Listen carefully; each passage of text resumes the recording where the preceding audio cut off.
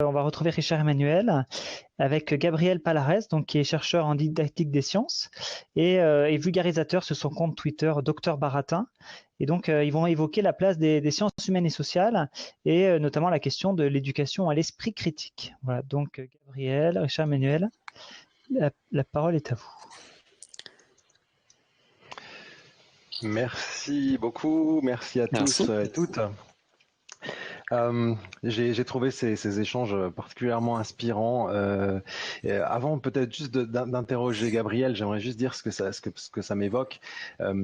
On, Finalement, je trouve intéressant de voir à quel point une des hypothèses que j'émettais au départ dans mon introduction se vérifie, à savoir que la médiation scientifique telle qu'on la défendait dans le manifeste est actuellement bousculée par des approches qui sont appelées de leur vœu par notamment des Livio et des Lionel, de la même manière que nous, on essayait avec ce manifeste de bousculer des approches de vulgarisation. À l'époque, il s'agissait de dire aux scientifiques, on a le droit il nous faut écouter la voix des gens à qui on s'adresse. Ça paraît complètement vieillot maintenant, mais c'était important de le faire à l'époque. On a vu d'ailleurs que ça n'avait pas fonctionné parce que c'est pas parce qu'on écoute les gens qu'on arrive à leur donner du pouvoir d'agir. Et ce qu'on voit maintenant, c'est à peu près le même type de posture vis-à-vis de la médiation en disant ça sert à rien de les écouter et d'essayer de les embarquer dans nos histoires. Il faut leur donner la possibilité d'agir. Il faut construire avec eux, faire émerger les questions à partir de là. Et c'est assez drôle de voir comment 10 ans après se rejoue quelque chose.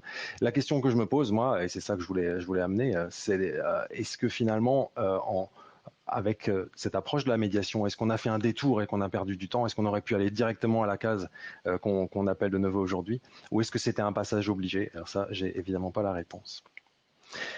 Gabriel Palares, il est docteur Baratin sur Twitter où il exerce une activité de médiation. Il est surtout chercheur en didactique des sciences et il travaille sur l'éducation à l'esprit critique. Le titre de sa thèse qu'il a soutenue en décembre 2019, c'est Développer les compétences argumentatives de lycéens par des débats numériques sur des questions socio-scientifiques vers une didactique de l'argumentation et de l'esprit critique. Alors bonjour Gabriel, est-ce que tu souhaiterais compléter cette présentation? Euh, bah, Très rapidement, en plus de ma médiation de canapé sur Twitter, je participe aussi à deux associations de médiation, Efficience et Écoscience, pour ne pas les nommer.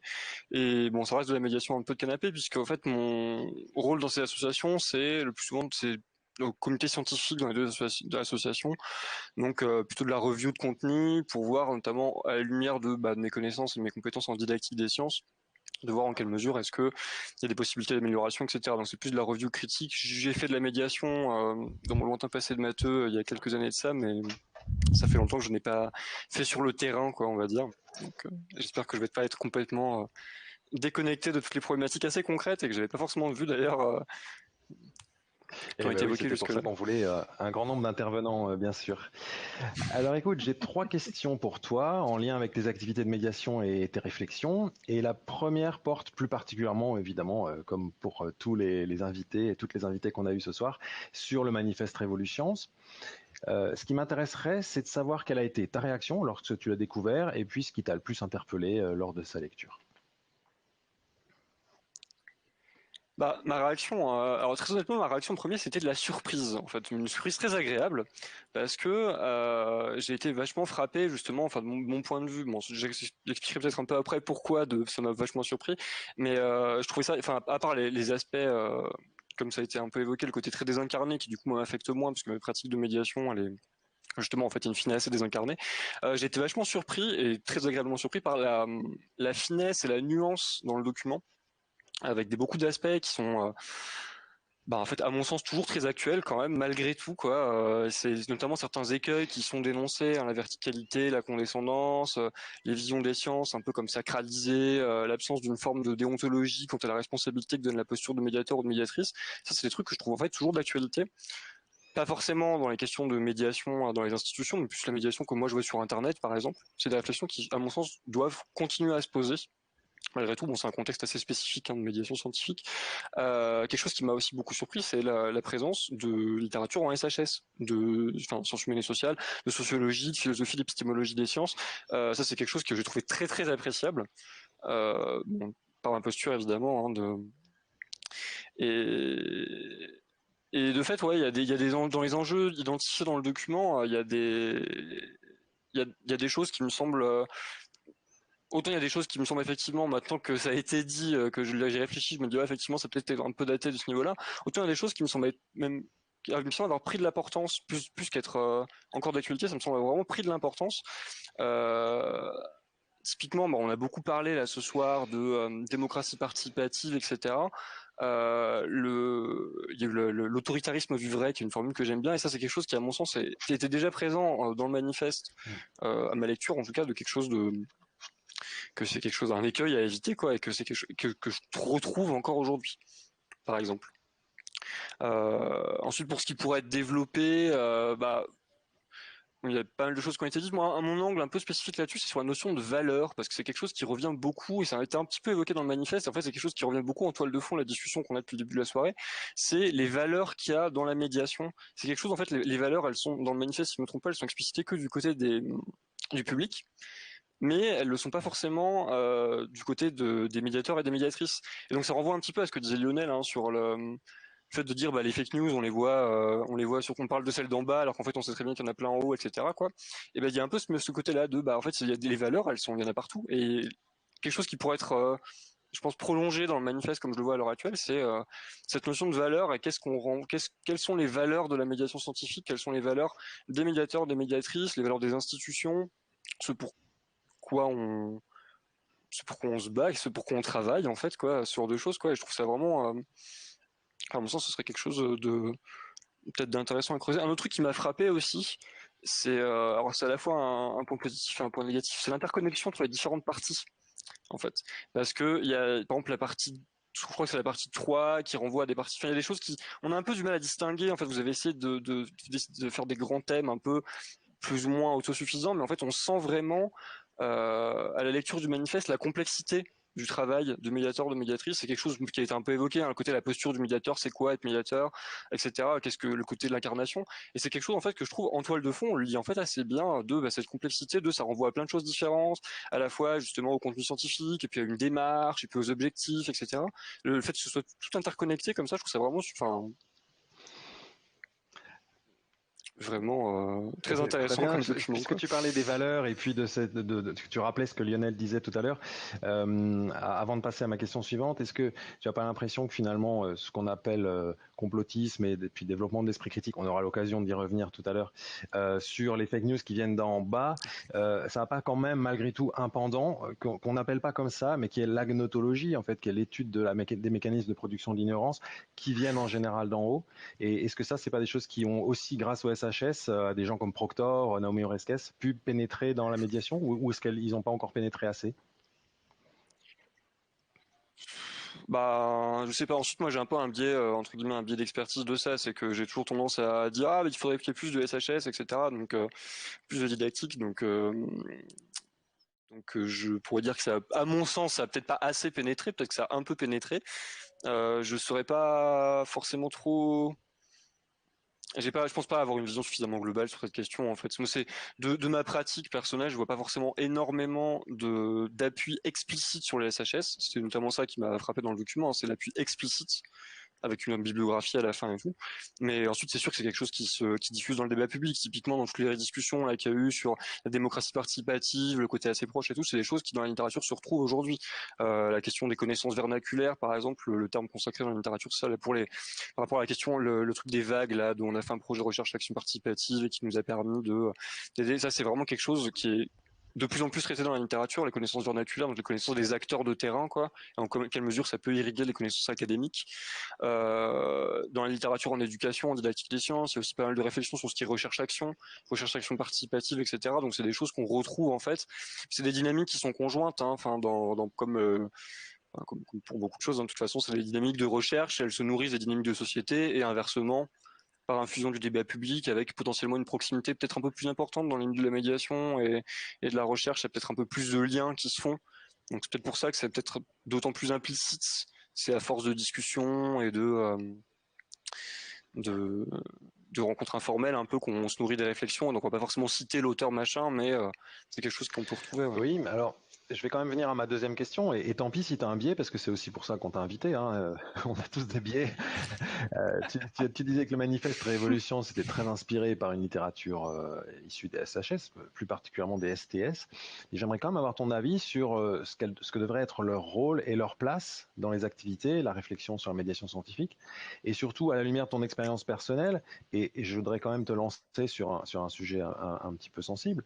Tu me parlais notamment de ces points aveugles que tu identifiais dans les discours des zététiciens. Voilà. À quel endroit est-ce que ça manque encore, cet appel au SHS? Ah, alors, bah, pour la première question, le rôle des SHS, bah, à mon sens, bon, il est fondamental. Hein. Enfin, clairement, c'est un rôle fondamental. Ensuite, à nouveau, je suis didacticien des sciences, donc un des enjeux principaux de ma discipline de recherche, c'est de travailler sur l'enseignement des sciences, l'enseignement apprentissage des sciences. Bon, c'est très souvent dans le contexte scolaire, mais il y a aussi des choses en contexte extrascolaire. Il y a pas longtemps, j'ai vu des communications qui parlaient des muséographies, par exemple, c'était super intéressant. Il y a beaucoup de choses Enfin, il y a beaucoup de choses à ce niveau-là. Bon, je parle de didactique évidemment, mais l'épistémologie, quelque chose de fondamental. La sociologie des sciences aussi, évidemment, on peut pas passer outre ce genre de choses. Ensuite, c'est sûr que, bon, moi, mon expérience particulière, euh, concernant, enfin, par exemple, tu parlais des STS, hein, je pense que c'est un très bon exemple de ça, par rapport à la représentation des sciences. Je pense qu'il y a un rôle qui est double, en fait, des SHS dans, dans la médiation scientifique, qui est à la fois un rôle un peu, enfin qui a pas à deux niveaux, double parce qu'à deux niveaux. Il y a le premier niveau qui serait un rôle de, bon bah voilà, par exemple il y a des recherches en didactique des sciences qui expliquent, enfin où on traite pas mal par exemple les questions de, bah voilà, quand on enseigne les sciences, il faut pas véhiculer certaines conceptions parce qu'on sait que ça peut avoir des effets nuisibles, etc., des choses comme ça. Typiquement des conceptions épistémologiques d'ailleurs. Hein. Sur la représentation des sciences, le chercheur seul dans son laboratoire, ce genre de choses quoi. Des trucs qu'on vaut mieux éviter de faire parce qu'on sait que ça ne fonctionne pas comme ça en réalité, et qu'après ça s'ancre un peu dans la tête quoi. D'une part, mais il y a aussi d'autre part, il y a un peu une façon plus générale, une posture plus générale de bah, qu'est-ce que les SHS, c'est une forme de réflexivité, ça induit une forme de réflexivité. Il y a bah, ce que c'est qu'enseigner, par exemple, c'est des choses qui sont évidemment traitées en sciences de l'éducation, hein, c'est un peu notre cœur de métier, quoi. C'est des choses comme ça, par exemple, quand je parlais des valeurs, hein, c'est ça aussi, c'est ce que c'est qu'enseigner, ce que c'est que. Et il y a un peu, et les deux, je pense, sont nécessaires, sont essentiels. Et de ce que moi j'ai pu voir dans ma pratique, c'est situé quoi. Il y a des lacunes dans les deux. Quoi. Que ce soit avec, enfin, moi ça m'est arrivé une part de fois justement sur Twitter où je fais pas que des threads de médiation, mais aussi je vais un peu discuter des contenus, etc. avec mon optique de relecture critique, quoi. Où bah j'explique, bah j'ai dit bah voilà tiens il y a ça c'est une erreur par rapport à la littérature, ça c'est vraiment on n'est plus dans la simplification, on est vraiment dans le contresens. On me dit ah mais c'est de l'enseignement, c'est normal, il y a de la simplification. Bah non, c'est du contresens, là c'est pas pareil quoi.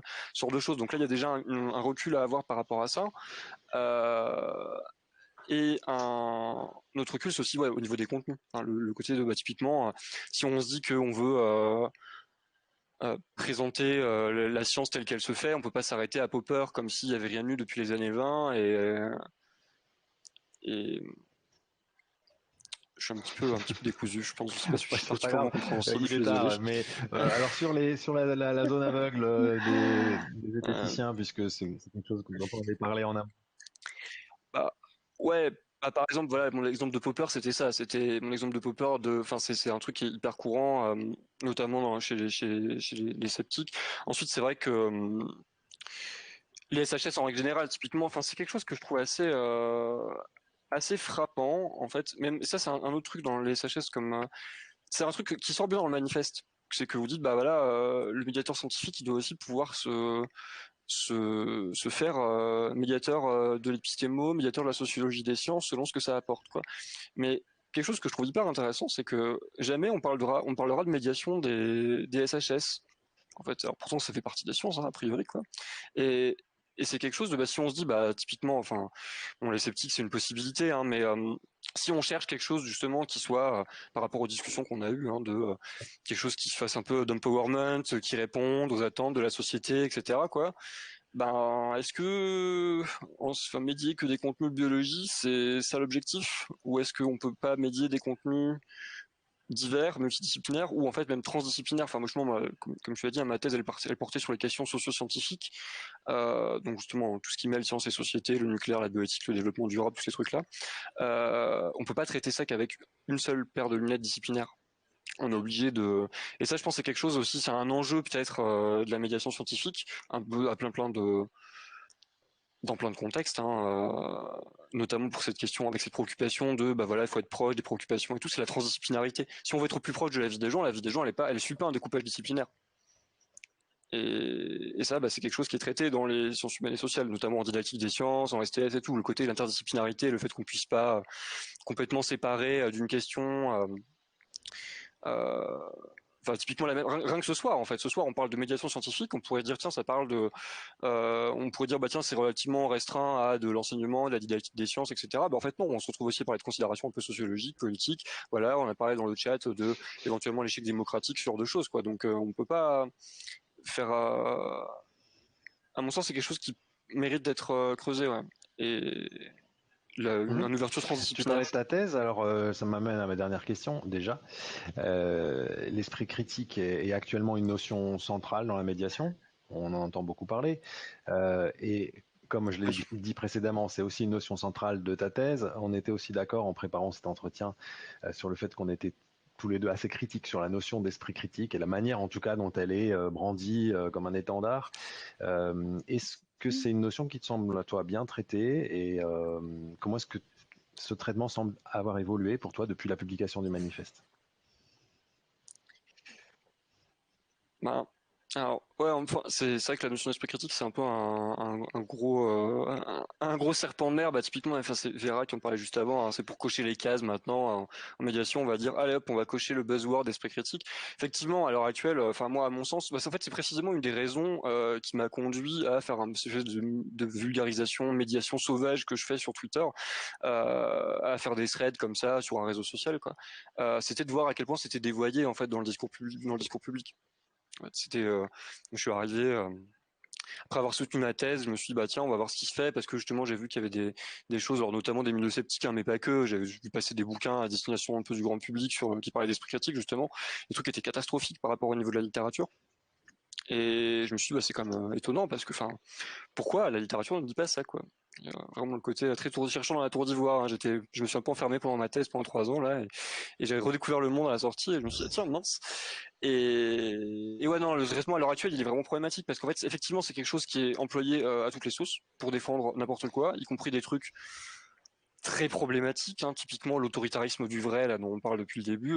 Enfin, c'est l'esprit critique, c'est clairement utilisé comme argument de ça. C'est on est critique si et seulement si on ne croit pas en la théorie machin, avec des indicateurs de la théorie machin qui sont parfois extrêmement douteux, des trucs très verticaux, justement avec cette source, enfin cette question de les fake news, etc. Ouais, on va surtout parler des fake news de la population, les fake news d'en bas. J'aime pas trop cette distinction très très verticale, mais bon, l'image est assez claire quoi. On va parler des fake news d'en bas et par contre tous les trucs qui viennent des gouvernements, etc. Ça, il y aura plus rien quoi. Et bon, ce qui est compréhensible, il y a des enjeux financiers, etc. Mais ouais, le fait qu'il soit jamais défini ce terme, le fait que, en plus, enfin, et quand les rares fois où il est défini, c'est des choses qui sont soit autocontradictoire, soit tautologique, soit potentiellement dangereux en fait. Enfin, typiquement moi, le cadrage fake news sur l'esprit critique, qui est quelque chose qu'on voit tout le temps beaucoup mis en lien. L'esprit critique, c'est résister aux fake news, c'est savoir discerner le vrai du faux. Ça, c'est à mon sens, enfin, c'est absurde en fait. C'est juste au sens absurde, au sens le plus strict, quoi. Parce que quand on dit fake news, savoir distinguer le vrai du faux, on est déjà dans un cadrage qui est complètement binaire et qui est à l'antithèse de l'esprit critique. En fait, l'esprit critique, ça se développe dans les nuances de gris. Et donc, quand on dit, là, ça c'est vrai, ça c'est faux, cette source-là, elle dit vrai, cette source-là, elle dit faux, c'est pas comme ça qu'on développe l'esprit critique, quoi. Donc, effectivement, ça, c'est pas forcément extrêmement positif. Ensuite, par contre, je vais faire un autre point pas positif, mais après, je vais quand même finir sur une note positive parce qu'il y a quand même quelque chose d'intéressant à dire à ce niveau-là. Par rapport à l'évolution de la notion d'esprit critique, à mon sens, le grand basculement, il a été fait environ en 2015. parce que avec les attentats, l'esprit critique ça a été un peu brandi comme la panacée à la radicalisation. Alors maintenant, ensuite, après, c'est une dynamique qui s'est poursuivie. Hein. C'était la radicalisation d'abord, puis ensuite ça a été les complotistes, de façon très générale. Maintenant, avec la pandémie, c'est les anti-vax. Il y a tout le temps un ennemi contre lequel se battre avec l'esprit critique. Hein. Ça, c'est. Sauf que. Et du coup, ça fait que justement, c'est en lien avec la question de la verticalité et quelle fake news on regarde. Hein.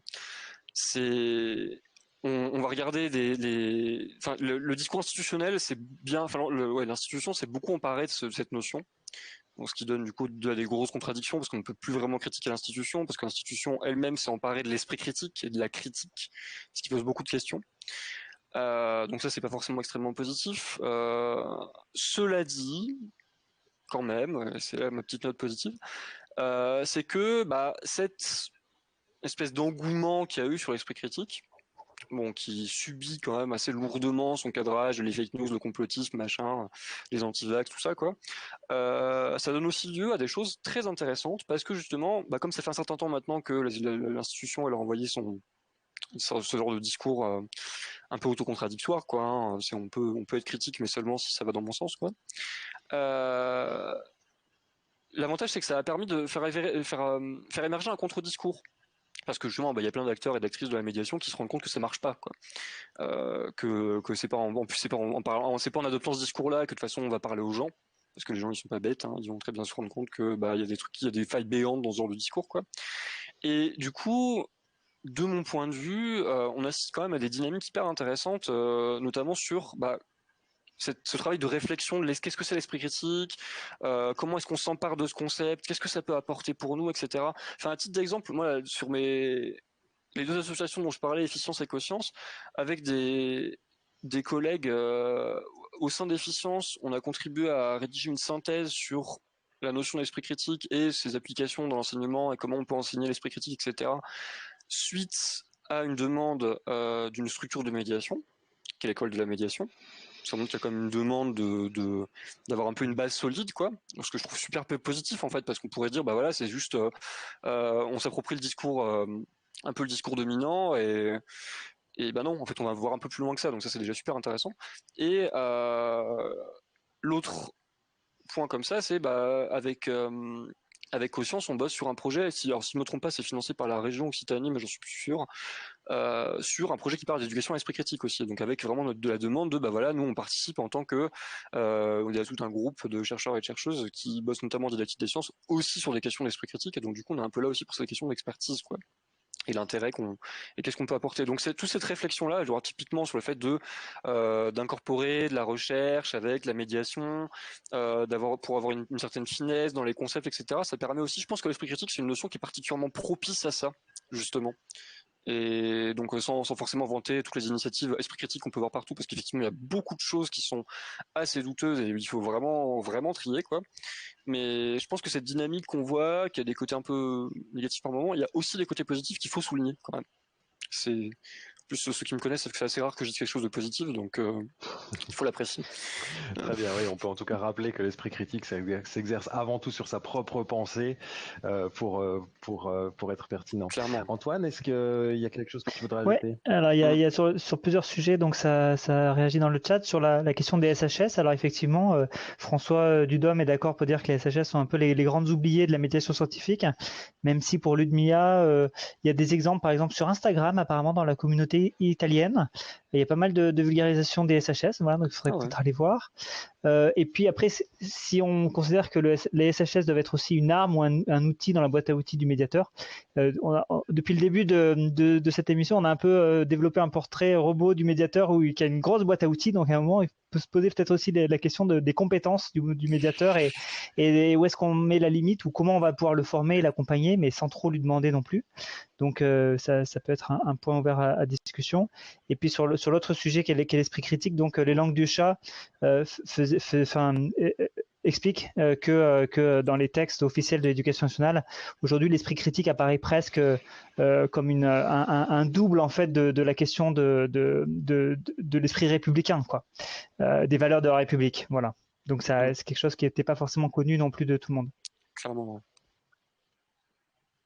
Clairement, pour la remarque de langue de chat, je suis absolument d'accord. C'est ça, hein, ce que je critiquais dans le côté le discours institutionnel qui s'empare de l'esprit critique, ce qui du coup peut oblitérer un peu toute possibilité de critique, ce qui pose vraiment de gros problèmes démocratiques typiquement. Ensuite, par rapport aux questions, l'arsenal de compétences du médiateur, etc. Alors je suis assez d'accord, effectivement, on peut pas non plus imaginer des médiateurs et des médiatrices qui sont expertes en tout. Cela dit, à mon sens, quand même, bon, déjà l'épistémologie, c'est un statut assez particulier parce que si on est médiateur scientifique, je sais pas, qu'on est très formé en biologie, par exemple, bah, à mon sens, l'épistémologie de la biologie, bah, ce sera quelque chose d'assez connexe et donc ce sera pas forcément, d'une part, si difficile de se pencher sur la question. D'autre part, en plus, il y a un vrai intérêt. Je pense qu'on a vraiment quelque chose à y gagner. Et donc là, je pense que le rapport coût-bénéfice, on va dire, est largement en la faveur de ce genre de choses, quoi, pour l'épistémologie notamment, aussi pour la didactique des sciences, à mon sens. Enfin, bon, à nouveau, bon, je défends un peu ma discipline rare, hein, mais à mon sens, ça paraît comme un peu ironique de se dire que on veut diffuser la science, diffuser la communication scientifique, la culture scientifique, et ne pas connaître les recherches qui se font sur sa propre pratique, sur sa propre activité en fait. Sachant que c'est des recherches qui peuvent aussi être extrêmement éclairantes, quoi. Enfin moi, dans mes quelques activités de médiation, à l'époque où je faisais des médiations mathématiques au salon de jeu mathématiques, c'était avec des gens, enfin c'est quand je faisais de la didactique des maths, et c'était avec des gens qui faisaient la didactique des maths, et c'était des choses qu'on opérationnalisait, quoi. C'était pas juste on avait un background théorique en arrière-plan, machin. Non, c'est des choses qui peuvent être tout à fait opérationnelles, quoi. Donc, je pense que, enfin, c'est sans forcément non plus demander à ce que tous les médiateurs et toutes les médiatrices soient épistémologues et didacticiens et avoir des compétences énormes dans tout, hein, comme de la même façon qu'on leur demande pas non plus d'être scientifique et d'être au taquet et à la pointe de la recherche, quoi. Avoir un recul critique, c'est bien. Bon, il y a aussi toujours, c'est normal d'avoir un gap, quoi. Mais avoir une forme de réflexivité, avoir un minimum de connaissances là-dessus, ça me semble quand même essentiel parce que, enfin, ouais, très grossièrement, je sais pas comment est-ce qu'on peut espérer avoir une réflexion, bah, scientifique sur la médiation scientifique sans se pencher sur les disciplines scientifiques qui parlent d'enseignement et de médiation scientifique. Ouais. Bon. Est-ce que ça vous va si on en reste là? Parce que le temps file. Eh oui. Je vous remercie en tout cas, Gabriel et puis Richard Emmanuel pour ce dernier Avec plaisir. échange.